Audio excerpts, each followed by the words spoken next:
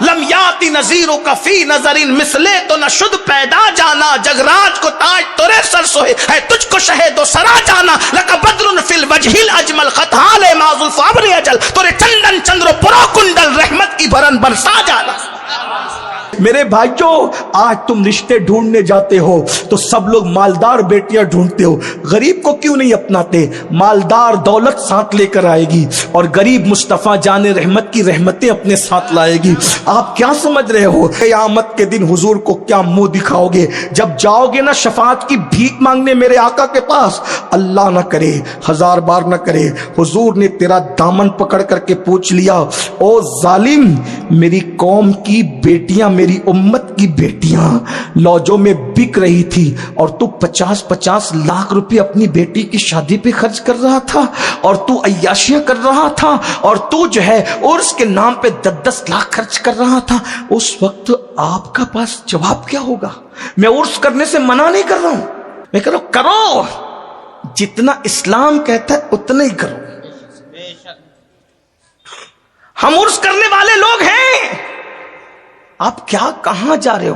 ترجیحات کی طرف توجہ کرو۔ آج بہت سارے بچے 10ویں 12ویں پڑھ کے ڈراپ آؤٹ ہوتے ہیں۔ ہمارا یہ پورا علاقہ تعلیم کے اعتبار سے بہت پچھڑا ہوا ہے۔ کیا ہم یہ نہیں کر سکتے کہ باپ کے چہلوں پر 40 دیگ پکانے کی بجائے ایک دیگ پکا کر 39 دیگوں کا خرچہ باپ کے ایصال ثواب کے لیے تعلیم کے نام پہ خرچہ کر دیں؟ یہ نہیں کر سکتے؟ کر سکتے ہیں، لیکن آپ کی توجہ اس طرف نہیں ہے۔ اس طرف توجہ کرو، ستاروں کے آگے جہاں اور بھی ہے ابھی عشق کے امتحان اور بھی ہے۔ تو میں عرض یہ کر رہا تھا تو، لیکن میں آپ کو یہ بتا رہا تھا، جو اللہ سے ڈرے گا اللہ اسے نوازے گا۔ حضور کا فرمان ہے، بلکہ قرآن کی آیت بھی ہے، جو اللہ سے ڈر کے گناہ کو چھوڑ دے اللہ اس کو ایسی جگہ سے روزی عطا کرتا ہے جہاں اس کا گمان بھی نہیں جاتا۔ یہ سب مسائل اپنے گناہ کی وجہ، گناہ چھوڑ دو بس۔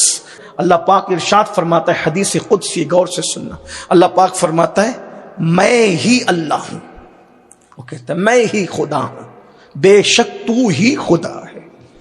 اے رب محمد، بے شک تو ہی رب ہے، تو ہی معبود ہے، تو ہی الہ ہے، تو ہی اللہ ہے۔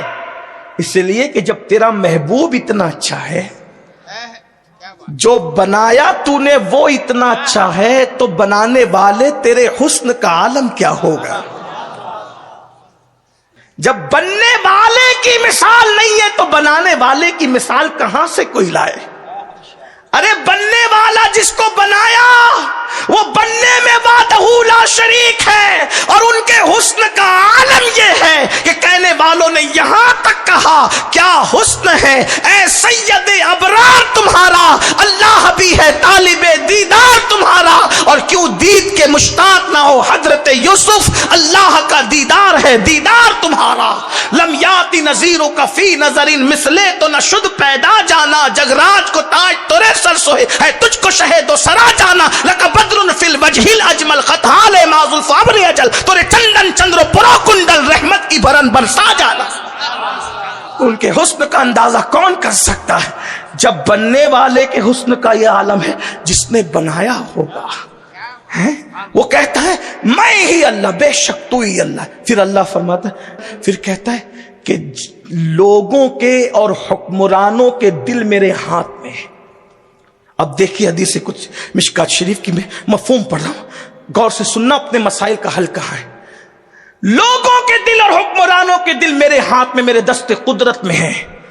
جب تم میری فرما برداری کرتے ہو تو میں حکمرانوں کے دل میں تمہاری محبت ڈال دیتا ہوں، اور جب تم میری نافرمانی کرتے ہو تو میں تم پر ظالم حکمراں مسلط کر کے ان کے دل میں تمہارے لیے نفرت بھر دیتا ہوں۔ کوئی کچھ نہیں کر رہا ہے، ہم بگاڑ پیدا کر رہے ہیں۔ ابو ہریرہ سرکار کی طرح تو نہیں ہو سکتے، لیکن ابو ہریرہ کے غلام بن جاؤ، کوئی غلام صدیق اکبر حکمراں کے طور پر تمہیں ضرور مل جائے گا۔ خالد ابن ولید کی طرح نیک بننے کی کوشش کرو، کوئی عمر ابن خطاب کا غلام تمہیں حکمراں کی حیثیت سے ضرور مل جائے گا۔